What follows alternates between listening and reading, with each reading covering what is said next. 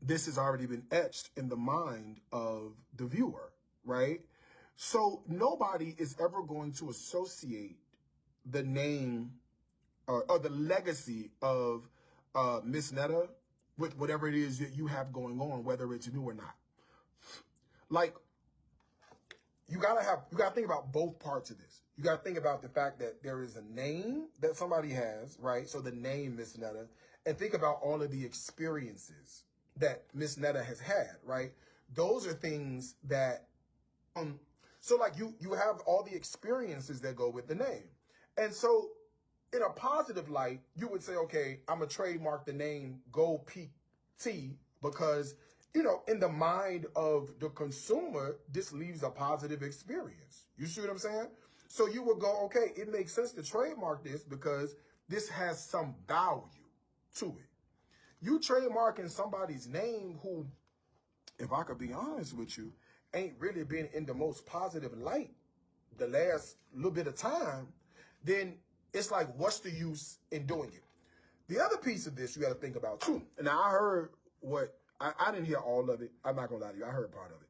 But one of the things that she said was, every time you use your name, you're going to have to pay me. That's what Dutchess said.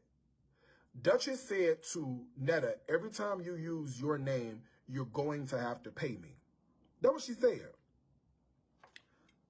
Dutchess, how? How? Like, do you even know how intellectual property works? Do you even know how the process even goes? Okay, granted, you trademarked it. Granted, if you were given the trademark, you were given the trademark. Beautiful, fine, no problem. Step one is you have to issue a cease and desist, right? Netta can't really read, so he's not going to really understand what the cease and desist is. So that means that you would need to send the cease and desist from a licensed lawyer to Netta, right? That's step number one. In order for you to send the cease and desist and to prove that they actually got receipt of the cease and desist, you got to have the man's address. You have to have a read receipt from the man's email. Like, you have to have some sort of proof, some sort of way that you have identified there's a breach. You have reached out to say stop. And the cease and desist is only a warning.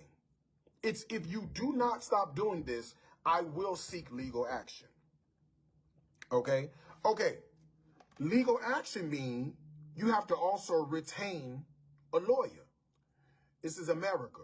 You can't sue nobody by yourself. I mean, you could, but realistically, you would need to have a lawyer represent you. In order to have a lawyer represent you, you would need to do what is called a retainer for a lawyer. No lawyer is working for free, especially when it comes to trademark and intellectual property. You heard Netta read. He don't know how to read. Y'all not that smart. Y'all know this already. Come on. I'm not saying nothing you ain't never heard before. Okay? So this part, he talks about how she has to have used the name for business purposes. Infringing upon your intellectual property. And I'm not really sure a judge is going to hear this case and go, who came up with the name Miss Netta? Well, you can't lie to the judge, so you're going to say, he did. I didn't.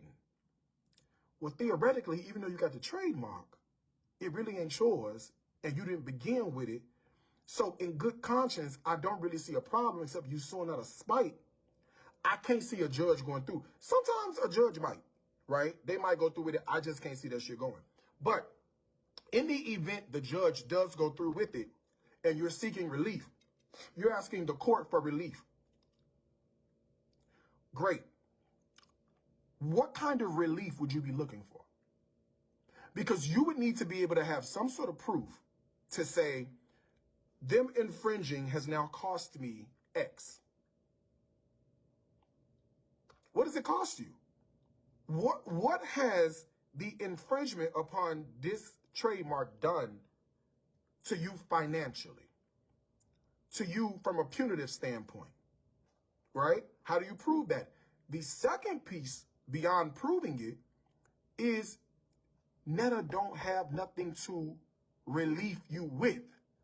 In order for relief to be there, there has to be some money there. You and I both could look at Netta and tell that he don't have no money. And I'm not saying that the man is flat broke. I don't know his financial aptitude. I don't know where he is financially.